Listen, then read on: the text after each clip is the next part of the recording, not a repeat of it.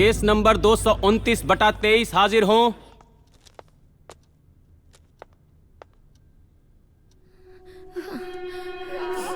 अदालत में आज की कार्रवाई शुरू की जाए।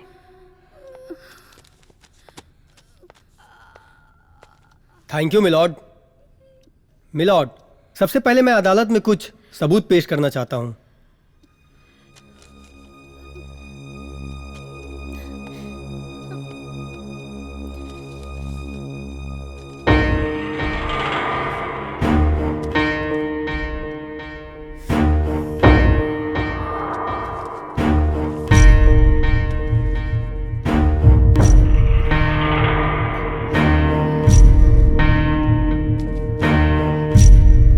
You may proceed. Thank you your honour. अब मैं सबसे पहले इस अदालत के कटघरे में मनोरमा देवी को बुलाने की इजाजत चाहता हूं। इजाजत है।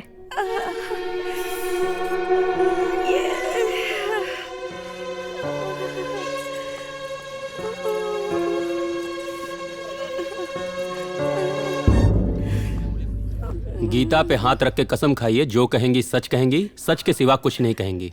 सच्चे को झूठ ना बोलीला। हाँ तो मनोरमा देवी, आप अदालत को बताइए कि आपके शरीर पर आखिर ये चोट के निशान कैसे आए।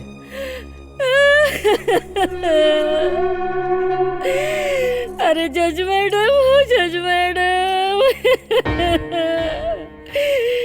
अरे गतरे गतरे मार के दहिया फरलस मैडम जी। अरे पतोहिया के रूपवा में टाइन भेजलू मैडम जी।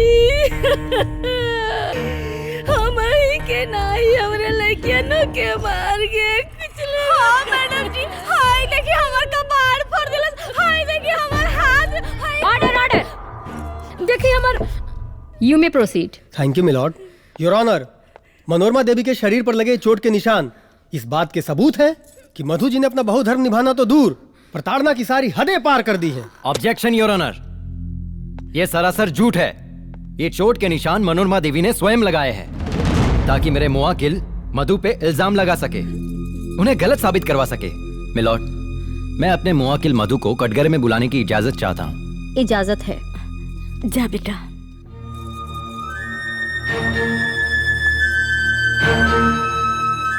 अरे जज मैडम, एकरे भोली सूरत पर मत जाइया, एकरे मिर्चू बनिया पर मत जाइया मैडम जी, हमनी के जिंदगी बर्बाद हो गई। अरे ये देख के तो हम धोखा खइली है मैडम। अरे ऑर्डर ऑर्डर।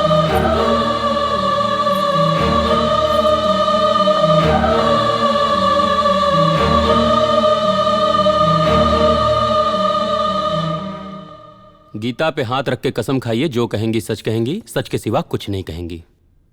मैं जो कुछ भी कहूंगी सच कहूंगी, सच के सिवा कुछ नहीं कहूंगी। मधु जी, आप पे बहुत सारे इल्जाम लगाए जा रहे हैं, सच्चाई क्या है आप बताइए।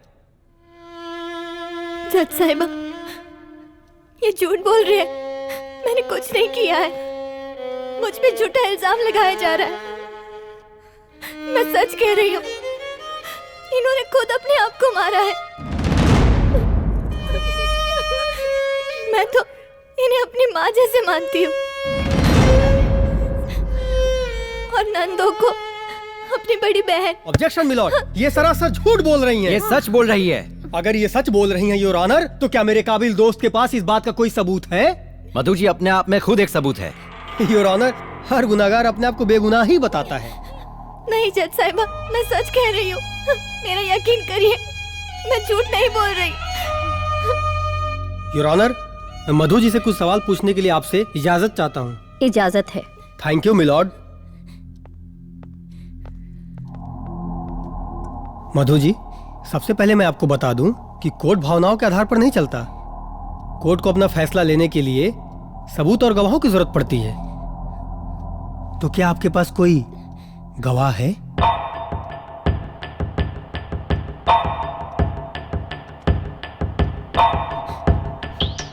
कोई सबूत है? Point to be noted milord, Madhu ji के पास ना कोई सबूत है, ना ही कोई गवाह है, और इनकी खामोशी ही इनकी सारी बातें बयां कर रही है। जज साहिबा, मधु जी ने जो बर्ताव अपने परिवार वालों के साथ किया है, शायद ही कोई बहू अपने परिवार वालों के साथ ऐसा करे। ये किसी भी परिवार के काबिल ही नहीं है, ये बहू बनने के ही काबिल नहीं है।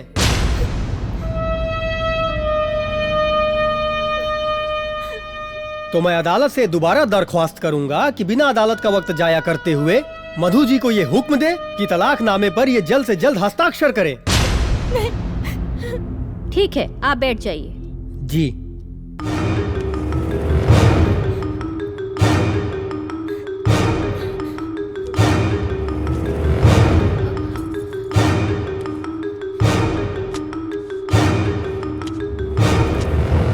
मधु जी ने ना कोर्ट के आदेशों का पालन किया है और ना ही अपने बहुधर्म का पालन किया है।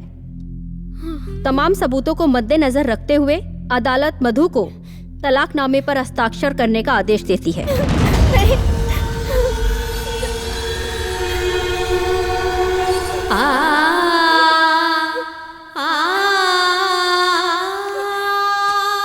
जज साहिबा, मैं कुछ कहना चाहती हूँ। इजाजत है।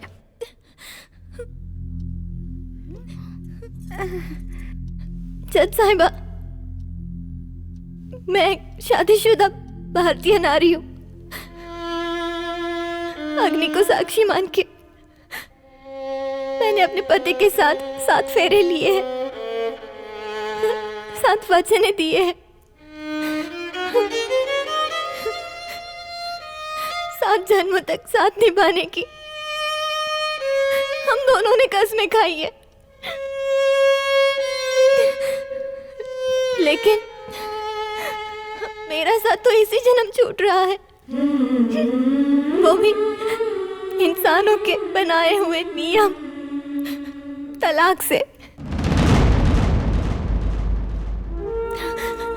जज साहिबा, आप भी एक औरत है, एक औरत का दर्द समझ सकती है। एक सुहागन से उसके पति का साथ छूटना मौत की सजा से कम नहीं है।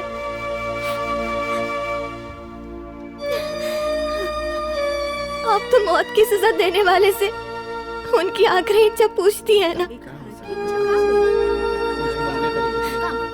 क्या मुझसे मेरी इच्छा नहीं पूछी जाएगी?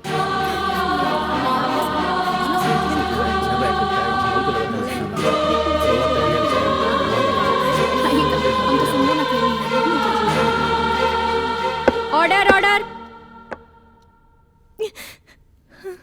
आपकी आखिरी इच्छा क्या है?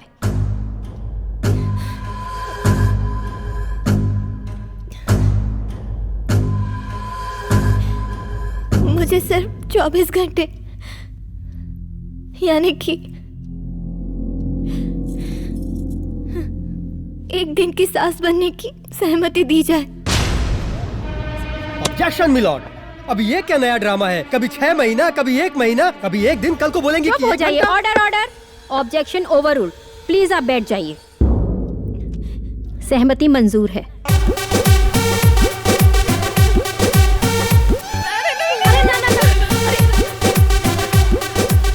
अरे जज मैडम, वही तो हमनी के जिंदा बनी जा। एक दिन का मौका मिली ना तो मार दे हमनी के। Order, order. कोर्ट आपके परिवार की सुरक्षा के लिए पुलिस प्रशासन से पुलिस सुरक्षा मुहैया कराने का आदेश देती है, जो आप दोनों पर नजर रखेगी।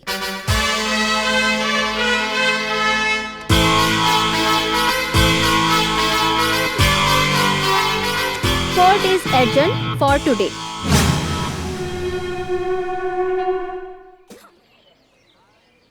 कभी आर कभी पार लगाती रे नजर।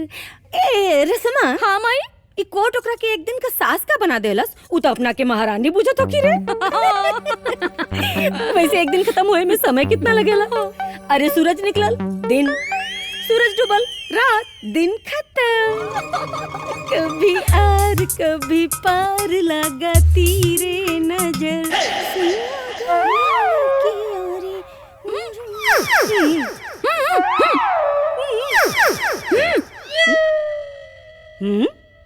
अरे रसमवा, ई झाड़ू लेके यहाँ का करता रे? माई, एक दिन के सास बाड़ी नु उनकर सेनापति ह। ई हमनी से झाड़ू लगवावे खातिर आइल बा। होई एकर इतनी हिम्मत कि हमारा से झाड़ू लगवाई रे।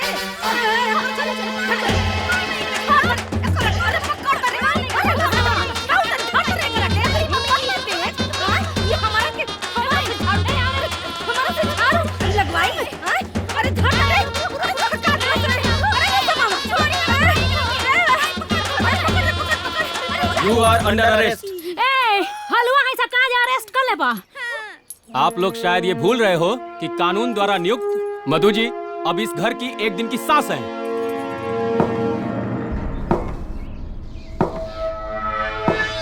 कितने आदमी हैं? 1 2 3 4 चार। आदमी 4 और काम कुछ भी नहीं। बहुत लापरवाही है। तुम्हें क्या लगा एक दिन की सास शाबाशी देगी, तारीफ करेगी? मनुष्य के रूप में वन मानुष हूं। इस घर को क्या चिड़ियाघर समझ लिया है? न पूजा, न पाठ, न बड़ों की इज्जत, न छोटों को प्यार।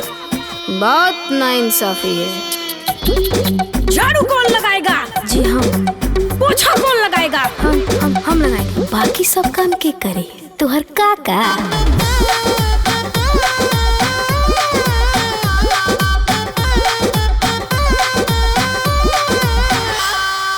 घर के सब मालिकाना और अधिकार हमरे पास। घर के सब मालिकाना और अधिकार हमरे पास। हम हैं एक दिन के सास, हम हैं एक दिन के सास, हम हैं एक दिन के सास। सबको लाइन पे ला दूंगी चाहे कितने हो बदमाश। हम हैं एक दिन के सास, हम हैं एक दिन के सास, हम हैं एक दिन के सास।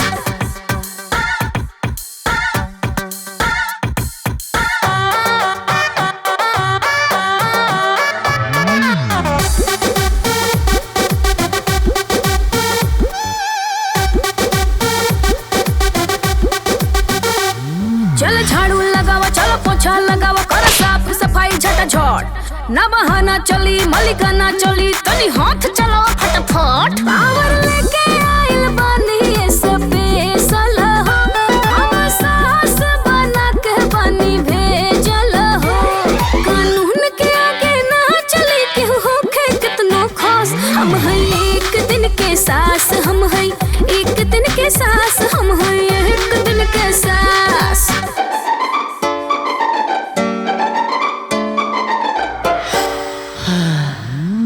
गोड़ पिराता मायरे, हाथ दुखाता मायरे।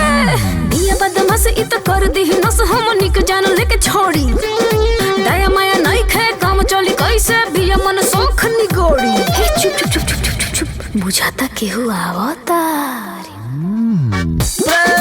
सावधान, आगे चल काम पे लग, आगे चल काम पे लग। अरे चल ना, यू आर अंडर अरेस्ट।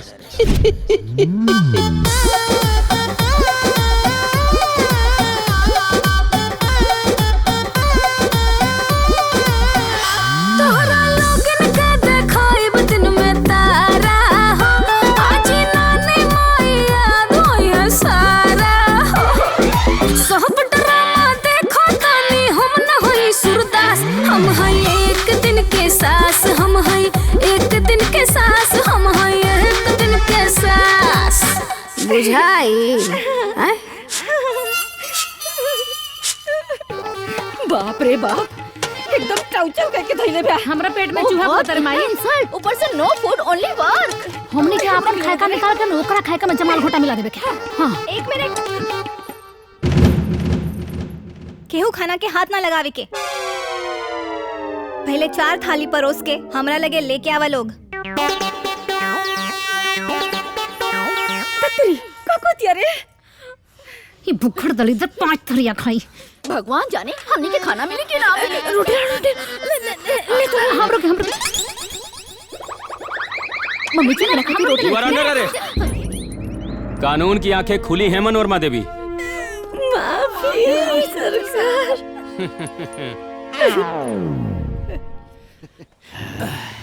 का हो, इत कमाल हो गई हैं? मेहरारू से पहले हमनी के खाए के मिला था। आज के दिन मौका मिलल बा चाप के खा लिया अरे जाए। दमाद जी, ये सब ना एक दिन के सास का कमाल है।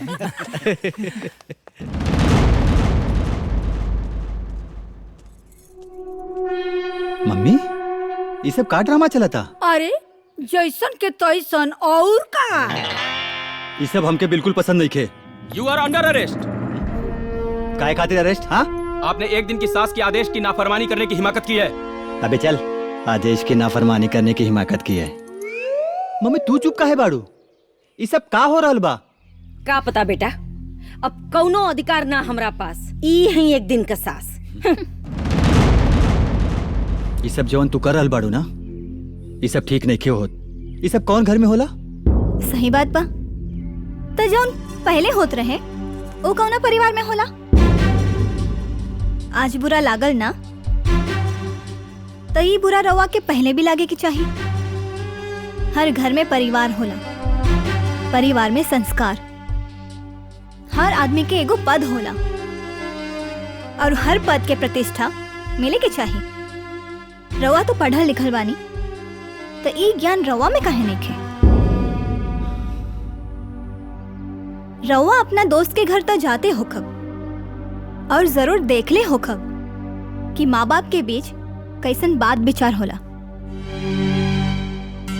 बाप बेटा के बीच कैसन व्यवहार होला।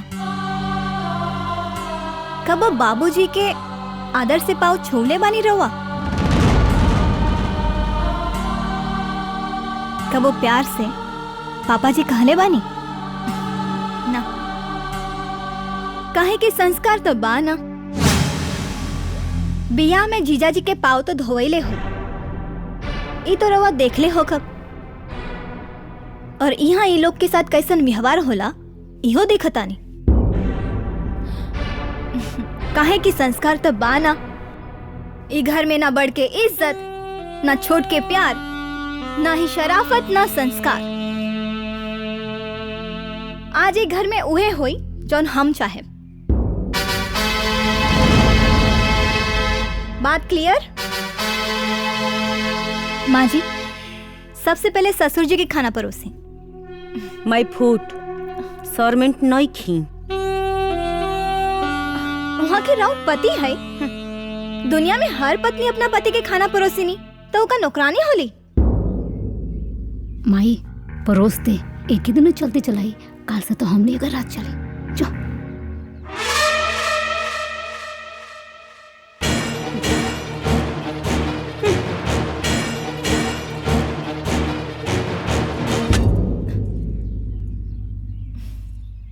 माँ जी, थाली उठाई।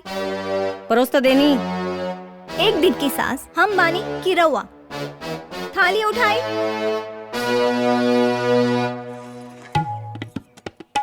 प्यार से रखी। वहाँ की राउत पति है और पति परमेश्वर होला। प्यार से रखी। चली।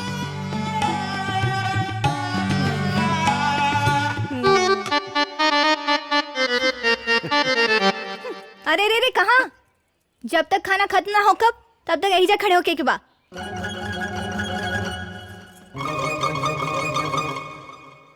ए जी सुनी,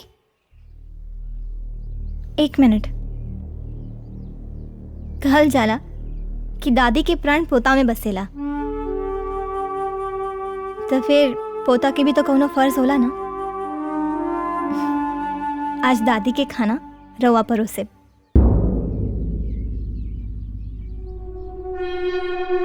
आई।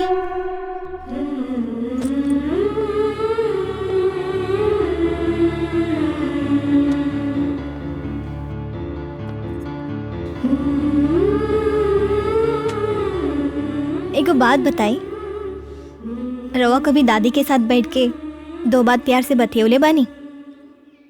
ना नो। कब पोता बन के दादी के साथ प्यार के लिए बानी? ना ना। तो आज दादी के पहला निवाला रवा अपना हाथ से खिया।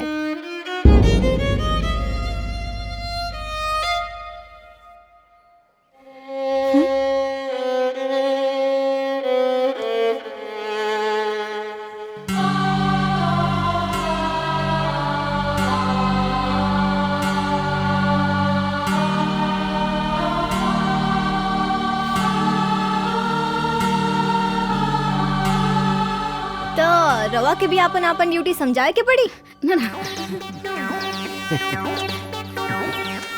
एक दिन के सरकार में चमचा ठूस ले, काल से तब पिटाही के बा।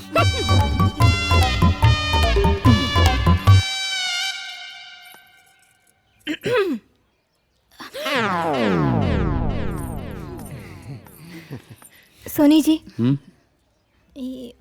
अब का तो हूँ कि अपने हाथ से खियावे के पड़ी। ना जी, भले ही रिश्ता नाम के बा, बाकी हमरो पूर्व जन्म के कौनो पाप रहे कि हम इस सबसे वंचित बानी। भले ही काले हमने के तलाक हो जाए, लेकिन आज तो हम राउर पत्नी के पद पर बानी। यही हिसाब से हमरो भी फर्ज बनता। आई खाना खा ली।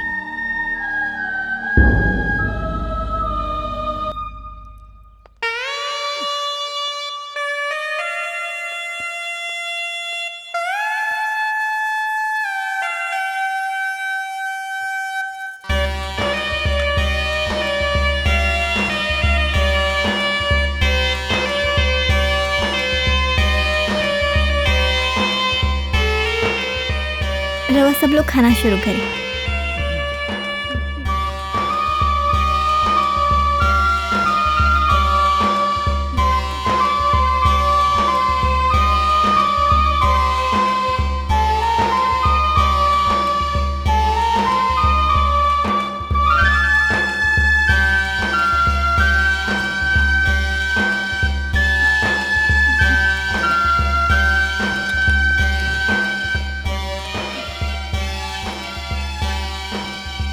एक मिनट। हाँ?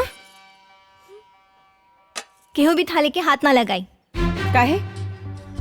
काहे के ही हमनी के पति के जूठा थाली ह। तो सबके यही में खाए के बा। काहे हमनी के जूठा थाली में ना खाए, मर्द का जूठा खाए सान। हाँ, क्यों न खाई जूठ थाली में? खाए के पड़ी। काहे की जूठा थाली में खैला से प्यार बढ़ेला। और ये एक दिन के सास के आदेश बा। हम हैं एक दिन के सास, हम हैं एक दिन के सास, हम हैं एक दिन के सास। हम हैं एक दिन के सास, हम हैं एक दिन के सास, हम हैं एक दिन के सास।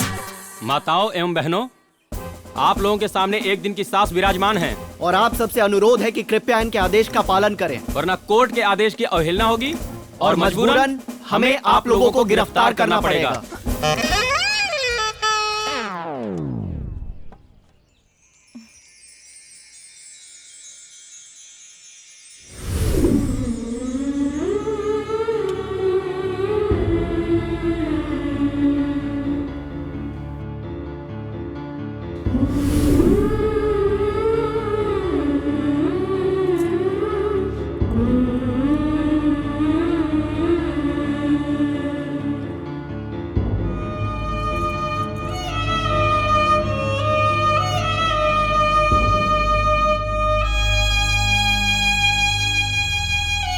आपन पसंदीदा फिल्म देखे खातिर डाउनलोड करी दंगल प्ले ऐप।